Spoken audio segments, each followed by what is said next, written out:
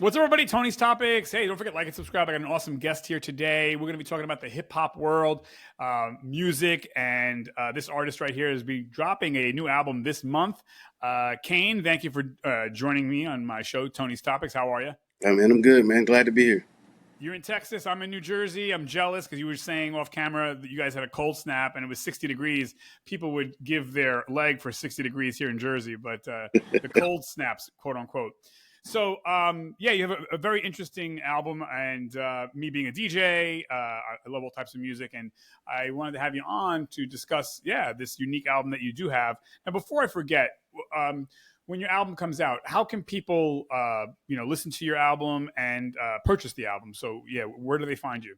Yeah, so actually for streaming, you could actually find it on Amazon, Apple Music, Spotify, all of the major platforms. I actually have a opportunity for people to download order the vinyl and or physical CD copy with Elastic Stage. I can share that link with you a little bit later if you need that. If you don't Yeah, have. yeah, yeah. Yeah, and you could always put it in the comment sections also afterwards. But that's pretty cool, man. So my first piece of music, I'm a little older than you, but my first piece of music ever was a record. I mean, they're coming back. I mean, people love the tactile nature of it. You know, you just, gone are those days. You know, everything is just digital, and you can't touch it, can't feel it, can't see it. So that's so cool that you're gonna have a type of release for that too. CDs also. Absolutely. So yeah, speaking of albums, so what's one song on this album that means the most to you personally, and what's the story behind it? Oh man, so to be honest, that's a little bit of a tough question. The reason being is because the album itself almost speaks to pretty much my life as a whole in stages. Right. But if I had to pick one particular song, I would probably say "Still Standing," and the Okay. reason for that one would be because we all go through certain situations, trials and tribulations in life. Myself, from a personal perspective, as well as throughout my military career, and to be able to survive through the different adversities that we go through and still see yourself here to be able to tell that story. So that kind of speaks to me. I think that will probably be the one. Yeah. Okay. Cool. Now, the way you pause, I guess it's kind of like children, right? If Yeah, they say which one of your children you love the most. I mean, your songs are your children. absolutely. It's not that you love one more than the other, but they take on lives of their own. So, Yeah. now, what made you? I guess like when did you start to realize like you had a talent for this or you enjoyed it? Like how old were you? Yeah, so my musical journey has actually been kind of fluid. I actually found music very early on in life. Initially, I used to be kind of shy. I would just write poems. Yeah. I didn't really know that I had specifically a voice per se. It was actually kind of funny. I lost my poem book, and my cousin found it and thought it was raps. And he told everyone, "Hey, man, did y'all know he could rap? Like, hey, man, you need to rap." So Yeah. everyone kind of pushed me to it, and I gave it a shot at that point. So that was kind of when I found music. Yeah, interesting because I always say that actually. I always say that, you know, rap is the spoken word. It is poetry. Even singing, right? When you look at it on paper, it's poetry, and then that comes to life through backbeats and instruments and whatever. But at its core, you're musicians, rap artists. You are storytellers, and Absolutely. it is an extension of poetry. So I'm not surprised that your family found it and thought it was rap lyrics because really, in essence, they're both the same, really. So that's pretty cool. All right, and then so now, if someone listens to your album from beginning to end, what journey are you hoping to take them on? What kind of experience do you want to lay out for the listener? It would almost be, I guess I would probably say like a cinematic experience, but also potentially therapeutic. I think a lot of people, if they actually followed that album from beginning to end, they would find a lot within themselves that they could relate to from listening to it. Right. So that I would probably say something that would be more like a cinematic experience, so to speak. Got it. And so, just to reiterate it too, and let people know, like, so what is the official name of your album? So the name of the album is "This Is White Noise." Okay, so Um, this is what it is. yeah, so I actually have the title track "This Is White Noise." It's a single that I already have out that's available for download, streaming, etc. And in that song, I actually have it put out, and I say, white noise is my soul.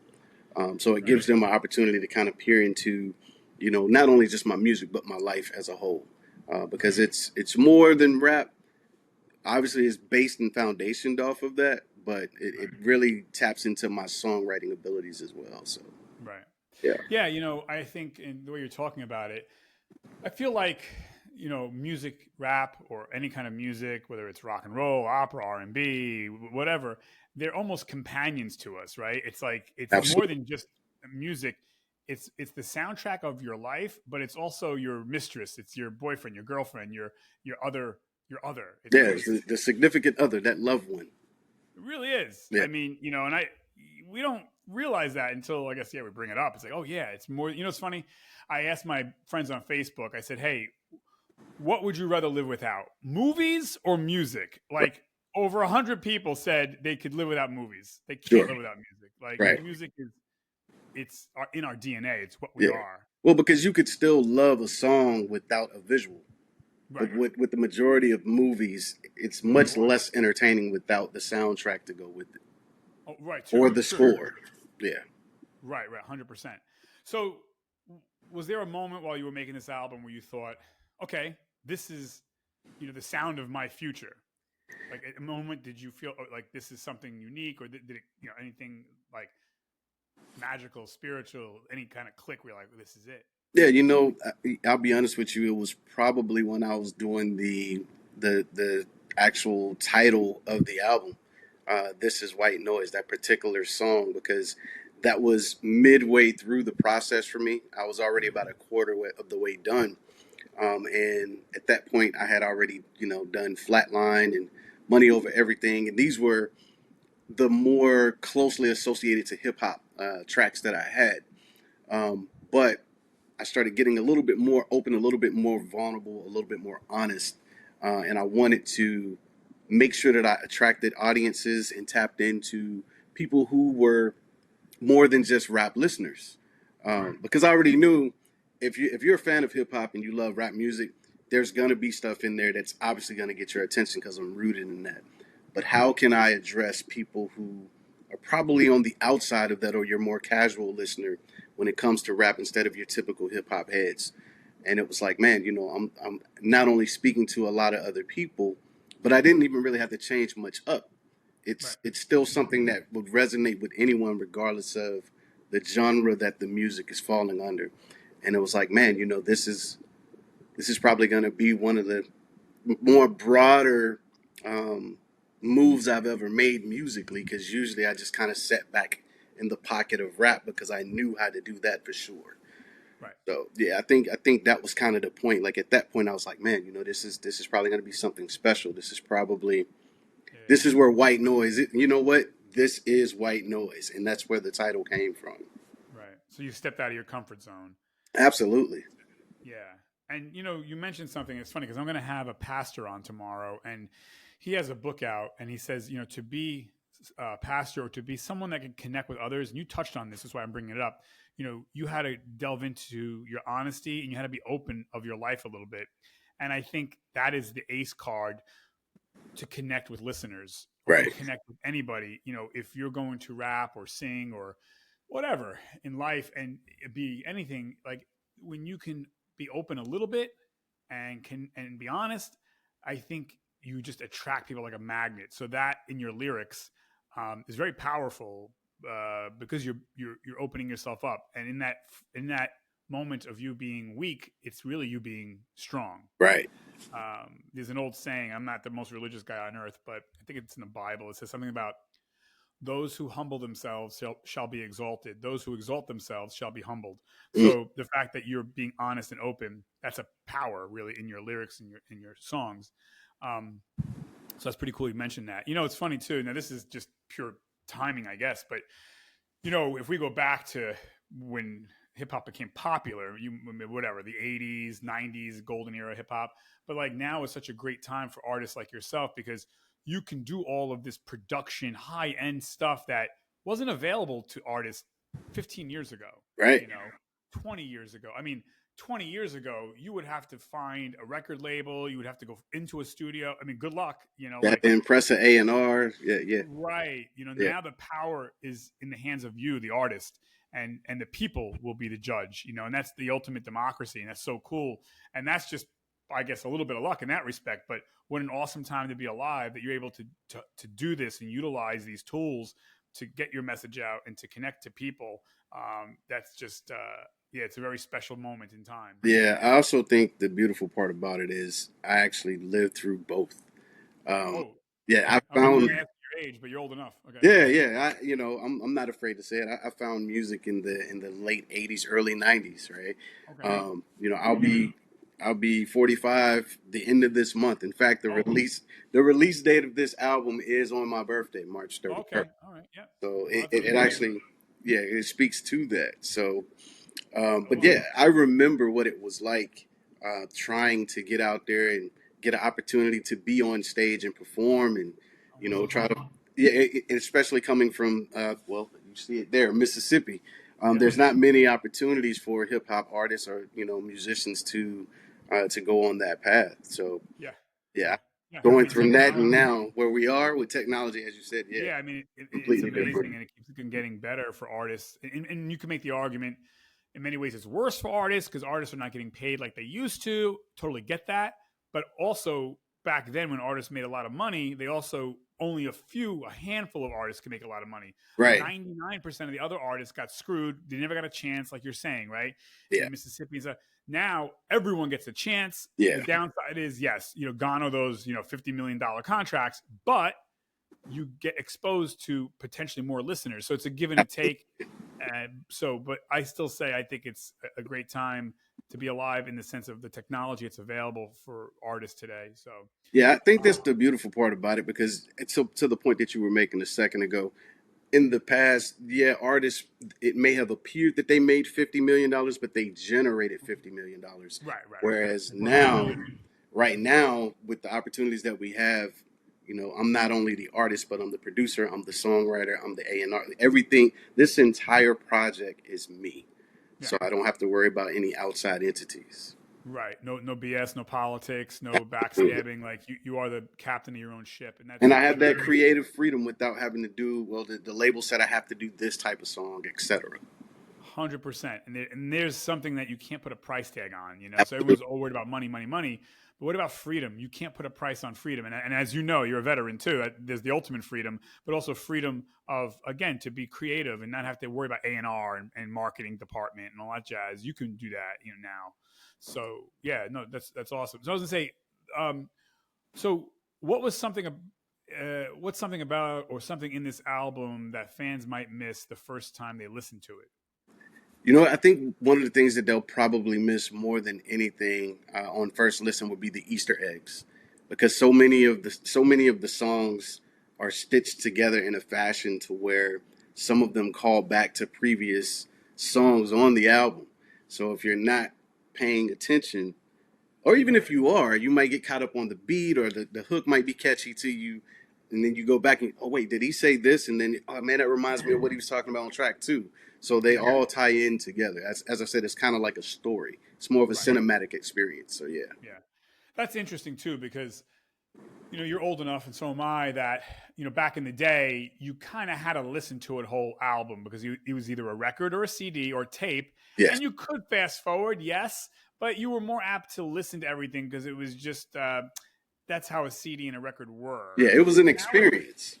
right, and so that's interesting that you laid it out that way. So you kind of, I don't want to say force, but you're encouraging the listener to really pay attention because if you miss something, then you got to kind of go back. So Right. that's an awesome thing because that's how it used to be, where you got a chance to listen to side B or listen to the whole album. Now everything is just singles and singles and singles, and it's just in a way you're missing a lot. So that's Right. cool that your album is laid out like that. That it's kind of like a blockchain of sorts, linked to, it's all linked. So okay, that's interesting. So now 5 years from now, when people look back at this album, what do you hope they say about it 5 years from now in 2000 whatever? Well, I mean, 5 years from now, I hope they say one, that it's one of their favorite albums they could remember going back to and something that resonates with them. But then, uh, you know, hopefully it's something that potentially starts a trend. You know, everything kind of goes in cycles. And what I could say about this project is it's vastly different from anything that everyone else is kind of doing right now. Right. Um, it's something that people can relate to, but it's not, you know, I don't want to necessarily disrespect any other artist that's out there, but it's not a copycat type thing. Got it. This is Got it. definitely its own unique thing because I came from an era where you knew who the artists were because these artists were unique for those specific sounds. Right. Right. No, interesting. Yeah. And in a way, also you're laying a legacy out for your kids and grandkids and great grandkids. That this is eternal. I mean, Absolutely. long after we're gone, your music like will live on, It will be and here. your great grandkids can say, "Oh my God, that was my great grandfather's song," and that was like I don't have that. You probably don't have that because it didn't exist back then. Right. Internet and stuff like that. Maybe I have a photo of my grandfather. You know what I mean? But I don't even have videos. I mean, I maybe have one, but yeah, I mean, now again, great time because this is something that you can lay that legacy down that so many of your family will remember you Sure. even 100 years from now. They're like, "Wow, that was my great grandfather." Oh my Yeah. God. So that's so cool. It is a legacy. Absolutely. So yeah, no, I mean, it's amazing. So now rapid fire questions. Okay. So I'm gonna have to jump in here on this one. So one rapper, dead or alive, who would you want to collaborate with? Oh man, there are so many. Oh yeah. Like your um, favorite child. I'll say I'll try to narrow it down, but I know for a fact I love lyricists, people who are storytellers. Yeah. So you know, and being from the South, Andre 3000 comes to mind for sure. Okay. Um, if we're talking, you know, modern era, then you know Kendrick Lamar would go in there because he's creative and Yeah. he can narrate a good story. Black Thought, there's a lot. Yeah. But you know, if you put me on the spot, I would say either Scarface or Andre 3000, staying with my regional area. Yeah. Okay, cool. Interesting. Yeah, all right. So yeah, you're in the car. Yep. Which track from your album should I? Well, I'm in the car. So which track from your album should I play first? Yeah. Okay, that's a good one because if it's me, it'll probably be a different track. But if it's Well, other do you people, and me. You do yours and tell me which one I should listen to. gotcha. So all right, for me personally, it will be After the Noise. It would be the final track on the album All right. because you've experienced everything and it breaks it all down and closes the storybook. But for for anyone else, if you're just listening to the album and you want to have something that's just going to catch you, I would probably say Flatline, without a doubt. Like that will be the one was like, man, this one, you know, from the very beginning, it'll catch you. So Okay. yeah, Flatlines. All right. Cool. Um, so now, when and this is because nobody really goes to physical studios anymore, but when you're recording studio session, are you a night owl or an early bird? I would say more than likely a night owl. It's something Yeah. about having a little bit more freedom during the nighttime, less distraction. Right. It's funny you mentioned that because I was just thinking that recently. So I've been DJing for 33 years. I've DJed thousands and thousands and thousands of parties. And for me, kind of what you're alluding to, I don't know if you feel this way, but there's something about the evening, the night hours that is kind of freeing. Yeah, It's got a almost like a mystic, dark, good energy. right. It's special. It's like a secret, and only you and others might know it. But the daytime, I like the daytime too. But the daytime is 9 to 5. Everybody's out. Mhm. There's something magical about the evening. Yeah. It's the energy. I can relate to that. And then, you know, also though if you're doing it during the daytime, a lot of times like, oh man, it's getting late, it's starting to get dark. Like it seems like there's a limit to it when it's the daytime. When it's the Right. nighttime, it's like, man, it's your Right. world. You just do what you need to do. Yeah, it's outer space. It's just dark. It can go on Absolutely. forever. Yeah. There's that energy, and that's I think one of the things I love about DJing is like, yeah, there's that. Not to sound like what do you call it? Not to be like an astronomer, but something about the dark energy of the evening. It's just it's almost like limitless. It's special. It's different. Yeah, Like you said, when it's daytime, that kind of comes to an end. But obviously on a clock, it's all the same. But sure. something about the evening, it's outer space. It's just almost feels like eternal. Yeah. But okay. So now my last question is, if a major label says to you, "Hey, we want to offer you a huge deal tomorrow, but we want control of your sound and everything. We tell you what you're going to be and what you're going to do," uh, I don't know. I mean, I guess what's a huge deal? What's a huge offer? I don't know. I mean, there's a difference between a million and a billion, but I mean, yeah, Sure. I don't know.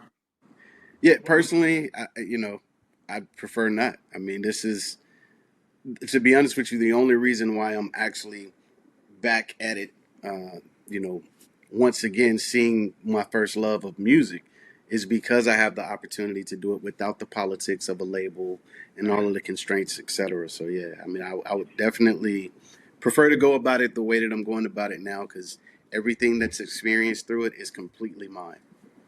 yeah, ownership is important. I mean, you hear so many stories of like, you know, for instance, Sylvester Stallone, the actor, and they had asked him like when he made Rocky, they Hmm. offered him $100,000 back in 1976, which is like $2 That was, million dollars yeah, that was a lot today. of money back then for sure. And he Yeah. was poor. He was broke, and Yeah. he's like, I could have really used that, to to give it, but he would have to give up everything. Right. And he's like, you know what? I've come this far. I'm not gonna sell my soul. It's gonna be Right. my way, or that's it. And hey, paid off handsomely for him, even though it wasn't about the money. Yeah, To your point. sure. And just like that with the movies, right? So for him, it would be his face on that project. So if he let someone else take control of that, whatever they dictate and whatever that product ends up, people are only going to remember his face. So Right. the same thing with me with my music. If I just let a label take over, whatever they determine it to be, my sound is going to be remembered as whatever product they put out. Yes. No, it's true. And Yeah, again, that's a legacy too, that absolutely. your kids can see, hey, this was, can you imagine? I mean, I get it. Money is important in life, but also staying true to who you are. I mean, because your kids and grandkids would be like, wait a second, that's not grandpa. Right? What did he do that? Like, so, and there's something to say about, hey, my great grandfather, he didn't sell out. He was true to himself. Like, that's more than gold. And you'll always find money to pay your life and bills. I mean, so but there's something to be said about not selling out. It's just funny that you say that because there's a song on the Money Over Everything actually speaks to Oh, okay, yeah. that. Right, right. So like, yeah, this I'm excited about people getting the opportunity to hear this album because yeah, I speak to a lot of those things. Chasing money and dealing with the repercussions of realizing money isn't everything and the Mm-hmm. fallout, and it's a lot, but it's a great experience, and I can't wait. Yeah, no, that's awesome. Now, again, where can people find the album and purchase and listen to it? Yeah, so again, they can find it on Amazon Music, Apple Music, Spotify, Tidal, whatever your favorite streaming platform is. White Noise by Kane. The album is This Is White Noise by Kane. You can also find me on Elastic Stage. I have the physical copies for the CD will be available for order on the 31st. Vinyls are available for pre-order right now, and also on YouTube on the 31st on my birthday. Okay. That is the release day. I have a full cinematic experience that is out there that's going to be available for everybody to watch.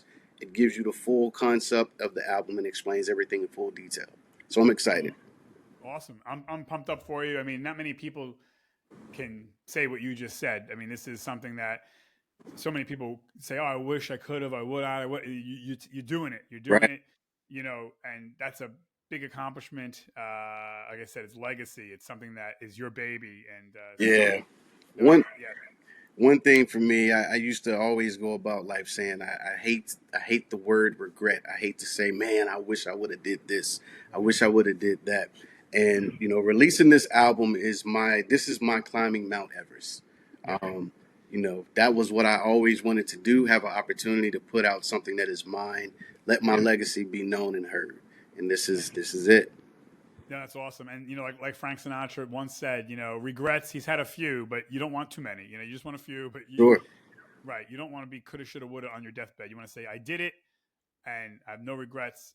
So it takes a level of bravery, a different type of bravery. And I mean, it's definitely something that not many people can say they've done. So, but no, I appreciate you coming on, Kane, and you can again, you know where to find them, folks, and like and subscribe. Kane, thank you for coming on to Tony's Topics. Thanks for having me, man. Hey, awesome, all the best, and can't wait to check out that album on March 31st. Everybody, all right, thanks everyone. Signing off. 5, 4, 3, 2, 1. Bye bye.